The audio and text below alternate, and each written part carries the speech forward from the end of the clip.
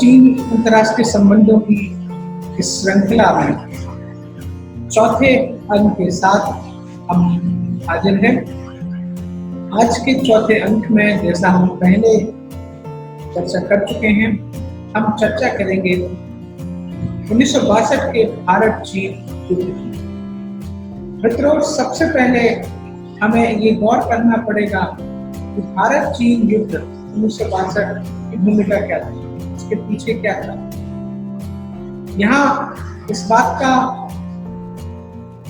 Acknowledgement हमारी सरकारों को नहीं था, सेना को था कि शायद चीन के साथ संभव कोई युद्ध आने वाला है। 1954 में जब हम पंचशील के सिद्धांतों पर हस्ताक्षर करते हैं और एक दूसरे के साथ सहयोग कर शांतिपूर्ण सहअस्तित्व के साथ रहने की बात करते हैं, तो यहाँ हमारे लिए ये जानना आवश्यक हो जाता है कि क्यों इस परिप्रेक्ष्य में भारत को चीन के साथ युद्ध देखना पड़ा। क्या ये भारत की एक डिप्लोमेटिक हार थी, या नेहरू जिन्हें एक स्टेट्समैन या एक राजनयिक के तौर पर जाना जाता था, क्या ये उनकी हार थी? शायद ऐसा ही कुछ था। मित्रों, 1950 में भारत और चीन के संबंध पिछले 40 के दशक में दोनों देशों के स्वतंत्रता के बाद पुनर्स्थापित हुए। 1947 में हमारी आज़ादी और 1949 में People's Republic of China PRC का गृह युद्ध के बाद नवीनीकरण हुआ, या एक नए नाम से साम्यवादी चीनी सरकार वहां पर चुनकर आई। यहाँ दो नाम बहुत महत्वपूर्ण हैं। एक माओ जेडोंग, जिन्हें वहाँ के एक तरह से राष्ट्रपति के तौर पर, या एक ऐसे व्यक्ति जो माओवाद को लेकर आए, उनके प्रतीक के तौर पर जाना जाता है। और उस समय कालांतर में हम जो एक चीनी प्रीमियर के तौर पर जिन्हें जानते हैं, चाओ एन लाई या चाओ एन लाई, हमारे प्रोनाउंसिएशन के हिसाब से, दोनों नेता शीर्ष नेतृत्व थे, और जिसमें माओ जेडोंग की एक अलग भूमिका थी और चाओ एन लाई की एक अलग भूमिका। अब बात करते हैं कि क्या परिप्रेक्ष्य रहा भारत चीन के 1962 के युद्ध का। सबसे पहले भारत चीन युद्ध की भूमिका के पीछे था चीन के द्वारा कभी भी मैकमोहन रेखा को अंतरराष्ट्रीय रेखा भारत चीन के बीच में ना मानना।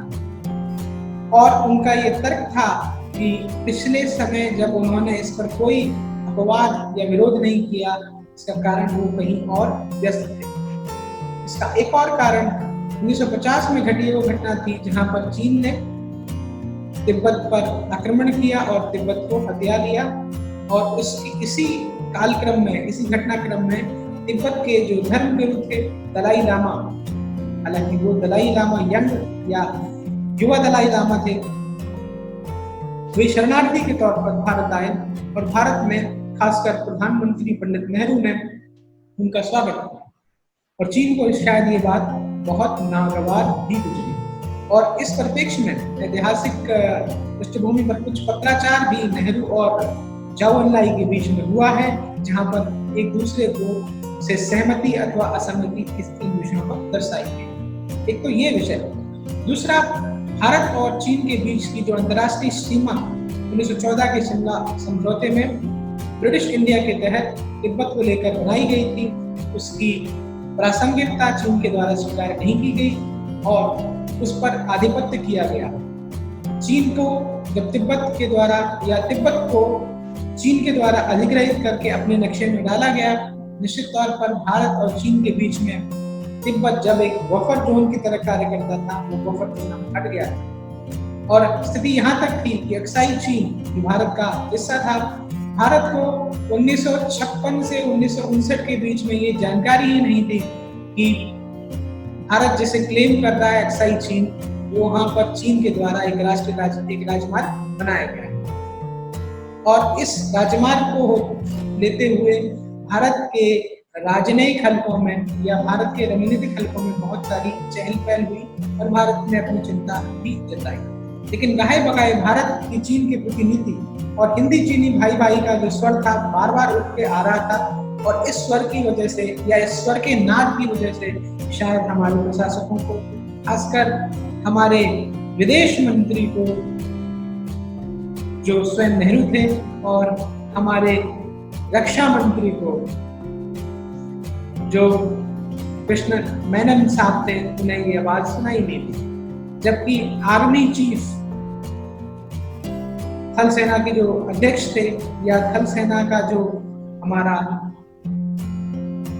रक्षा पंक्ति थी, उनका उदाहरण कुछ और था। वे चीन के बारे में एक अलग राय रखते थे, लेकिन अंतर्राष्ट्रीय मंच पर भारत चीन की दोस्ती का जो डंका बज रहा था, उसके नाद में शायद भारत को इस युद्ध के पीछे की चीन की तैयारी नहीं दिखी। मित्रों, 20 अक्टूबर 1962 का दिन था, या ये कह लें 19 अक्टूबर की रात या 20 अक्टूबर का दिन, जहां पर चीन ने आधिकारिक तौर पर पहला हमला भारत पर प्रारंभ किया। और आज हम जिसे अरुणाचल के नाम से जानते हैं, जो नॉर्थ ईस्टर्न फ्रंटियर एरिया है, नेफा के नाम से जाना जाता है, वहां तक अक्साई चीन से होते हुए वहां तक चीन के द्वारा 80,000 से ऊपर की सैनिकों ने एक साथ भारत पर हमला किया। हमले की स्थिति देखिए, चीन के जो सैनिक हैं उनको अपने पूरे साजो सामान और AK-56 जैसी ये ताकतवर राइफल्स के साथ वो लैस थे, अपनी पूरी तैयारी के साथ में इस युद्ध के लिए आए थे। और वहीं भारत का पक्ष कमजोर इसलिए भी था क्योंकि महज 10,000 सैनिकों की टुकड़ी ने इस बिना तैयारी के युद्ध में अपने आप को साहस के साथ छोड़ा। यद्यपि ये सेना के मनोबल का ही उत्साह था जो ये युद्ध शायद 1 महीने चला। हालांकि इस युद्ध में जो हमारी तरफ से रणनीतिक भूल रही वो ये भी रही कि कृष्ण मेनन जो हमारे रक्षा मंत्री हैं और हमारे सेना के जो सेनाध्यक्ष जिसे थिमैया कहते हैं, थिमैया जी के नाम से जाना जाता है, उनके बीच में भी कई तरह के टकराव हुए इस विषय को लेकर, क्योंकि सेना की जो रणनीति थी वो अलग थी और हमारे जो राजनयिक थे, जो राजनीतिक हस्तक्षेप करने वाले जो अपर लीडर्स थे, नेहरू और कृष्ण मेनन, ये इस बात से शायद अनभिज्ञ थे कि चीन के साथ इस तरह की कोई स्थिति बनने वाली है।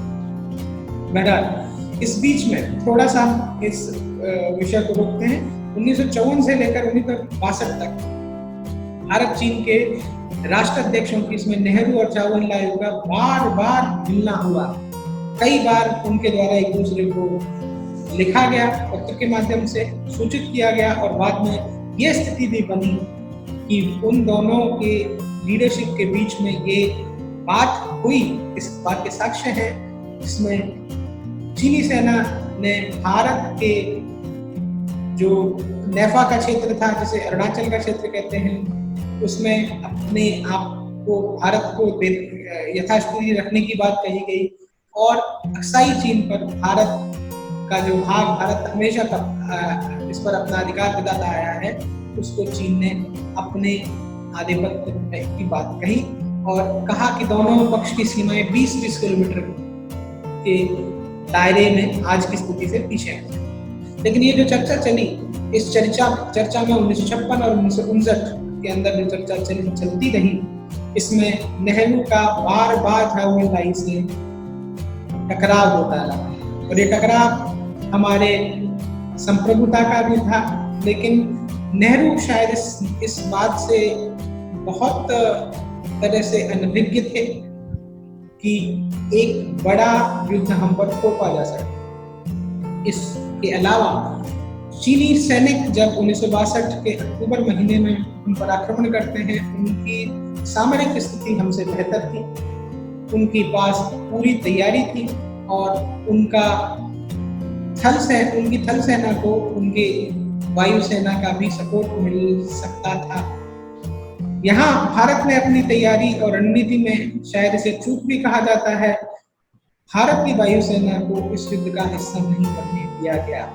इसके पीछे तर्क दिया गया कि अगर भारत अपनी वायुसेना को किसी तरह से कमोवेश इस युद्ध में झोंकती है तो इस युद्ध का व्यास बढ़ जाएगा। व्यास का मतलब संभव है कि चीन अपनी शक्तिशाली वायुसेना का इस्तेमाल भारत के बड़े शहरों पर हमले करने के लिए करे और तब शायद स्थिति भारत के हाथ से निकली समझो। यूं तो इस युद्ध के बीच में एक ऐसी स्थिति भी बनी जब चीन ने यकायक युद्ध विराम कर चीनी प्रीमियर ने नेहरू से संवाद स्थापित किया, तब जबकि चीनी सेना तेजपुर आसाम का एक बड़ा शहर है। इसके बारे में ये भी कहा जाता है ये शहर एकाएक, इस शहर के एसपी, इस शहर के प्रशासनिक अधिकारियों ने एकाएक इस शहर को खाली कर दिया। स्थिति इतनी बिगड़ने वाली थी कि नेहरू को इस युद्ध के दौरान 2 बार जब उन्होंने अपने देश को संबोधन दिया, युद्ध के दूसरे दिन या तीसरे दिन कह लें, और युद्ध के 14वें या 15वें दिन किया गया। उनका उद्बोधन शायद इस बात की स्वीकारोक्ति थी कि चाइना या चीन के द्वारा हमारे हिंदी चीनी भाई मैत्रीपूर्ण संबंध को वृथा बताते हुए हम पर युद्ध थोपा गया है और हमारे एक बहुत बड़े मेनलैंड पर उन्होंने कब्जा किया है। इस युद्ध से हमारी बहुत सारी क्षति हुई है और निश्चित तौर पर इस युद्ध के द्वारा हम कुछ सीखने वाले हैं, ऐसा हमारे प्रधानमंत्री ने गाहे बगाहे अपने छुपे और प्रकट शब्दों में कहा। लेकिन उन्होंने इस युद्ध से निश्चित तौर पर बहुत कुछ सीखने की बात पूरे भारत के लिए स्वीकारी और ऐसा भारतीय सेना के पुरजोर, जिसे कहना चाहिए रक्षा बजट या बहुत उत्तरोत्तर रक्षा तकनीक में सुधार के बाद देखने को भी मिलता है, जो 1962 और 1965 की लड़ाइयों में स्पष्ट तौर पर देखने को आती है।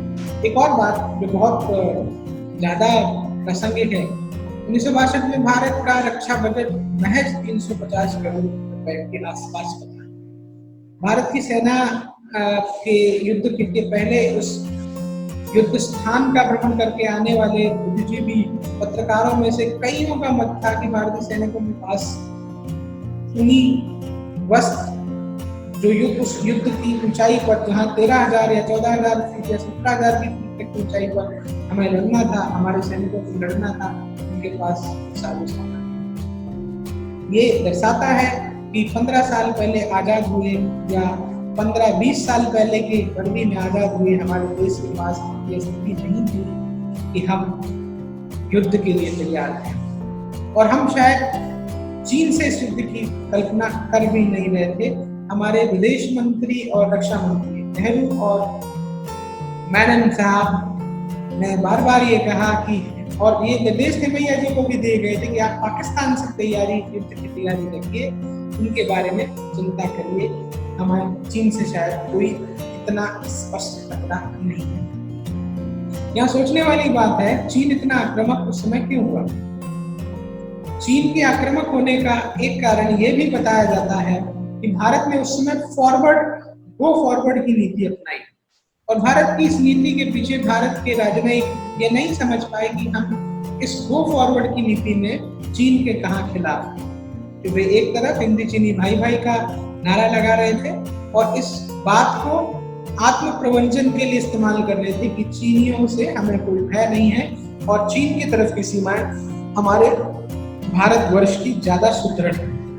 और इस परिप्रेक्ष्य में उन्होंने अपने आप को, चाहे वो नॉर्थ ईस्ट फ्रंटियर एरिया हो, जैसे हम आजकल नॉर्थ ईस्ट कहते हैं, या अरुणाचल कहा जाता है, अब इसे पहले आसाम था, इसी युद्ध के बाद इसको अरुणाचल के नाम से कन्वर्ट किया गया राज्य पुनर्गठन आयोग के बाद, और एक बड़ा मेन लैंड हमारे पूर्वोत्तर क्षेत्र का चीनी हस्तक्षेप में चला गया।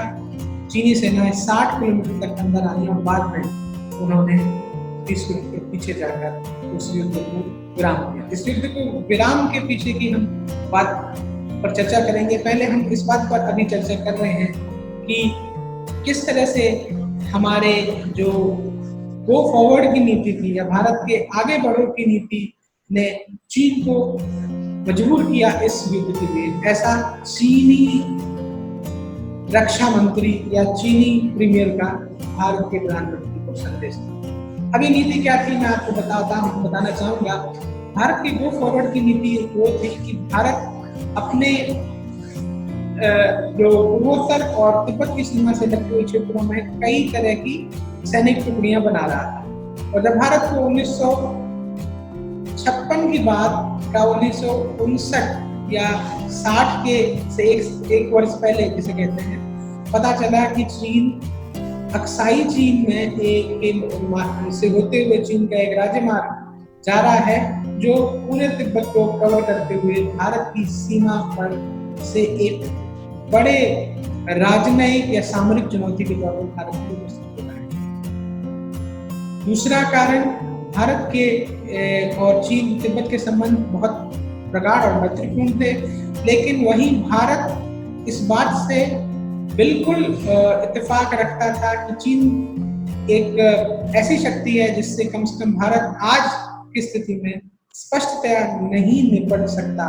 और कई बार तिब्बत के धर्मगुरु दलाई लामा की भारत के प्रधानमंत्री से मीटिंग या भेंट के दौरान उनके द्वारा चीन का प्रतिरोध करने के लिए भारत को उनके साथ आने की बात जब कही गई, उस पर प्रधानमंत्री ने डिप्लोमेटिकली या नेहरू जी ने डिप्लोमेटिकली तिब्बत को मना ही किया। वो एक अलग बात थी जब चीनी अतिक्रमण के दबाव में युवा दलाई लामा जो तिब्बतियों के धर्मगुरु हैं भारत आए, उनका राजनयिक बंदी के तौर राजनयिक स्वागत किया गया और उनको राजनयिक शरण दी गई। राजनयिक शरण के बाद भारत से वहाँ का एक छद्म राजधानी आज भी चलाई जाती है, ऐसा हमारे भारत और तिब्बत के राजनयिक संबंधों में है।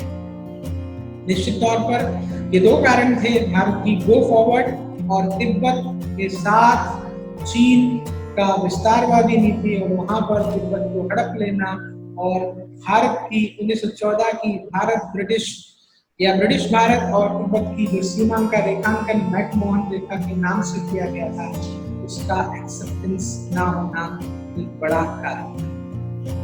इस युद्ध को अगर और आगे खींचा जाता, बात करते हैं इस युद्ध को चीन के द्वारा स्वतः बिना किसी भारत के शर्त के युद्ध विराम की घोषणा 1 महीने के अंदर कर दी गई। 19 या 20 अक्टूबर से इस युद्ध का प्रारंभ हुआ। बीच में 1-2 दिन के विराम के बाद पुनः इस युद्ध को शुरू कर दिया गया, और बाद में नवंबर के महीने में 14 नवंबर में शायद एक संवाद हुआ नेहरू के साथ, और उसके बाद फिर से युद्ध 1 हफ्ते के लिए शुरू हुआ। लगभग 21 या 22 नवंबर को इस युद्ध को चीन के द्वारा विराम दे दिया गया। चीन के द्वारा इस युद्ध विराम की घोषणा क्यों की गई, इसके बारे में हमें समझना चाहिए।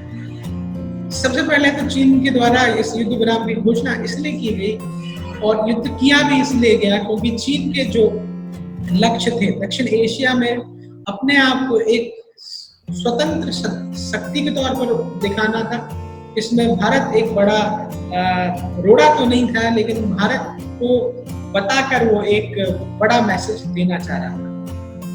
दूसरा, तिब्बत को हथियाने के बाद उनकी नीति बहुत स्पष्ट थी कि वो अपने विस्तारवाद के क्षेत्र में किसी को दखल नहीं देने देंगे। भारत ने दखल दिया भी नहीं, लेकिन भारत के साथ आक्रमण और भारत के मेनलैंड में आकर उनकी जमीन हथियाना उनका कारण था कि वो सामरिक महत्व की जगहों पर आधिपत्य करना चाहता था, और उन्होंने किया भी। LAC जिसे हम लाइन ऑफ एक्चुअल कंट्रोल कहते हैं, ये वो लाइन है जहां 1962 में इस युद्ध के विराम के बाद सुमोटो या जिसे कहना चाहिए स्टेटस को जो रखने की बात कही गई, और स्टेटस को का मतलब जो स्थिति है हम वो स्थिति मानेंगे, और उसी स्थिति को आज भारत चीन के जो रेखांकन है या भारत चीन की जो सामरिक बाउंड्रीज हैं उसमें LAC का एक स्टेटस है। यहाँ पर हमने शायद ये स्टेटस को की वजह से हमारी जो स्थिति थी वैसी की वैसी रह गई और अंतर्राष्ट्रीय मानकीकरण परिदृश्य में हम इस स्थिति में नहीं थे कि इस मुद्दे को अंतर्राष्ट्रीयकरण कर पाते, बनिस्बत इसके कि चीन ने ही इस मुद्दे को, जिसे कहना चाहिए, स्वयं पैदा किया और स्वयं इसको का पटाक्षेप कर दिया नवंबर के महीने में। उनके पटाक्षेप के पीछे का कारण था कि शायद भारत के प्रधानमंत्री और अमेरिकी राष्ट्रपति के बीच में इस तरह का संवाद हो रहा था कि शायद अमेरिका चीन के खिलाफ भारत को इस युद्ध में सहायता देगा। लेकिन एक महीने के दौरान भी ऐसा नहीं हो पाया। इसका कारण ये भी बताया जाता है राजनयिक हलकों से कि चीन और रशिया, माफ कीजिएगा, अमेरिका और रशिया दोनों ही शक्तियां अंतर्राष्ट्रीय मंचों पर वियतनाम के साथ और अन्य मंचों पर व्यस्त थे और ऐसी स्थिति में वो भारत को उतनी अहमियत नहीं दे पाए या चीन के साथ भारत के साथ आते इससे पहले युद्ध समाप्त कर दिया गया। इस युद्ध में भारत के लिए क्या निकल के आया? इस युद्ध से भारत को एक बहुत बड़ी सीख मिली। सबसे पहले हमने रक्षा क्षेत्र में शोध या रिसर्च के लिए बहुत सारे स्टेप्स या कदम उठाए। ये चीन के साथ भारत की सेना की हार नहीं थी। मैं बार बार कह रहा हूँ, ये चीन के साथ भारत की डिप्लोमेटिक हार ज्यादा थी, क्योंकि भारत की मुट्ठी भर सेना चीन के सामने नहीं टिक पाती। इसके लिए शायद कृष्णन मैनन की वो नीति जिम्मेदार थी, जिसको लेकर थिमैया ने प्रधानमंत्री तक से सीधी भेंट की और प्रधानमंत्री के द्वारा थिमैया का इस्तीफा भी अस्वीकार कर बाद में उन्हें प्रोटोकॉल फॉलो करते हुए रक्षा मंत्री के माध्यम से ही देने की बात कही गई। राजनयिक हलकों में बड़े स्पष्ट तौर पर है। यहाँ थिमैया जो एक कैरेक्टर है वो सेना का प्रतिनिधित्व करते हैं और जिसमें हमारी जो राजनयिक भूल या चूक के तौर पर नेहरू ने चीन के साथ जो मधुरतम संबंधों की जो एक तरफा इच्छा जाहिर की, लेकिन इन मधुरतम संबंधों के बीच में राजनयिक भूल हमारे रक्षा मंत्री के द्वारा चीन के प्रतिरोध में सेनाओं को शक्तिशाली न बनाकर या उनके लिए संसाधन न जुटाकर की गई। लेकिन इस युद्ध के बाद ये व्यक्तिगत हाथ चीन के खिलाफ भारत की हो सकती है, लेकिन ये हमारे रणनीतिकारों की, हमारे डिप्लोमेट्स की या नेहरू की एक स्टेट्समैन के तौर पर या एक डिप्लोमेट के तौर पर बड़ी बात। निश्चित तौर पर इस युद्ध के बाद हमने जो कुछ सीखा वो बहुत चौंकाने वाला नहीं था। हमारी सेनाओं में, हमारे सैन्य बल में, हमारे सैन्य तकनीक में, हमारे सैन्य बजट में आमूलचूल परिवर्तन किए गए। DRDO की हम जो जिस बात करते हैं वो यहीं से संकल्पना में आया और इसके बाद हमने अपने सुरक्षा के लिए पृथ्वी, अग्नि और पिनाक इस तरह की मिसाइल कार्यक्रम शुरू किए। हमने अंतरिक्ष के कार्यक्रम शुरू किए और हमने अपनी सुरक्षा को सुदृढ़ करने के लिए अपनी नीतियों को, अपनी फॉरेन पॉलिसी को भी रिवाइव किया। हालांकि ये दौर बहुत बुरा दौर था हिंदुस्तान के लिए और माना ये भी जाता है 1962 के बाद 1.5 से 2 वर्ष के बीच में नेहरू जी का भी इंतकाल हो गया और बाद में भारत में एक नई राजनीतिक आवश्यकता, एक नए नेतृत्व की आवश्यकता भी महसूस की जाने लगी। लेकिन इस युद्ध के कुछ और सकारात्मक परिणाम या भारत के लिए तो कम से कम नकारात्मक परिणाम हो सकते हैं। चीन का पाकिस्तान के से कोई बहुत बेहतर संबंध इस समय नहीं था, क्योंकि जो अंतर्राष्ट्रीय मंच पर नेहरू का विजन था वैसा पाकिस्तानी नेतृत्व में बिल्कुल नहीं था। लेकिन भारत का चीन के खिलाफ हारना या चीन का भारत के खिलाफ आना पाकिस्तान को या उस पाकिस्तान को एक मनसब दे गया जहां पर उन्होंने अपने विरोधी के दुश्मन यानी अपने विरोधी के दुश्मन, भारत के दुश्मन चीन को अपना मित्र बना लिया और उन्होंने अपने चीन की अपनी सीमाओं के साथ कुछ एरिया उनको गिफ्ट में दे दिया बाद में। वहां पर आज भारत के लिए वो रणनीतिक तौर पर एक बड़ी, सामरिक तौर पर बड़ी चैलेंजिंग जगह है, उसको पाकिस्तान ने वहां गिफ्ट में दिया और उन्होंने चीन से अपनी मित्रता खरीदी। यहीं से चीन पाकिस्तान का जो जुड़ाव है वो भारत के खिलाफ आया, लेकिन भारत की जो विदेश नीति है और प्रगाढ़ हुई रशिया के साथ, अमेरिका के साथ और कई अंतर्राष्ट्रीय मंचों पर। इस भूमिका को लाल बहादुर शास्त्री और आगे आने वाले हमारे प्रधानमंत्रियों ने, जिसमें इंदिरा गांधी का भी नाम है, उन्होंने बहुत हद तक इसे आगे बढ़ाया। लेकिन निश्चित तौर पर ये युद्ध हमारी सैन्य शक्ति, हमारे मनोबल और हमारे भारत के जो राजनयिक हल्का था उसको हिला देने वाला है। इस युद्ध के बाद बहुत कुछ बदला और भारत ने शोध परक सैन्य क्षेत्र में बहुत इन्वेस्टमेंट करना चालू किया। बहुत सारे हमारे डिप्लोमेटिक रिलेशंस बने, जिसमें रशिया हमारे लिए एक बड़ा स्रोत साबित हुआ, जिसमें बाद में इंडो रशियन बायलैटरल ट्रेड और डिफेंस, या हमने वो यूरोप का रुख भी किया, जिसमें हमने अपनी सामरिक आवश्यकताओं के लिए यूरोपियन पावर्स को भी रिक्वेस्ट किया, जिसमें हमने बहुत सारे मिसाइल और टैंक और बहुत सारे आयुध निर्माण संबंधी कार्यक्रम संचालित। यहाँ युद्ध के बाद एक कमेटी का निर्माण किया गया भारतीय संसद में, जब ये प्रश्न उठा युद्ध के दौरान भी और युद्ध के बाद। तो नेहरू के लिए राजनयिक मंचों पर इस युद्ध को झेलना बहुत मुश्किल हो गया। उनके राजनीतिक शत्रु इस बात को, भारत के इस युद्ध में पराजय को या पराभव को एक राजनयिक भूल के तौर पर लेने लगे और कई राजनयिक हलकों में नेहरू के खुद के राजनयिक सलाहकारों ने उनकी क्रिटिकल आलोचना की है, जिस पर बहुत सारे लेख उन्होंने जीवनियों या पुस्तकों के द्वारा लिखे। बाद में संसद के हस्तक्षेप के द्वारा संसद में श्वेत पत्र जारी करने के बाद एक कमेटी, एंडरसन और भगत कमेटी का गठन किया गया। और मित्रों, ये बात बड़े दुर्भाग्य की है कि एंडरसन और भगत कमेटी की जो सिफारिशें थी भारत के युद्ध क्यों हारा, क्या कारण थे, आज भी पब्लिक नहीं किया गया।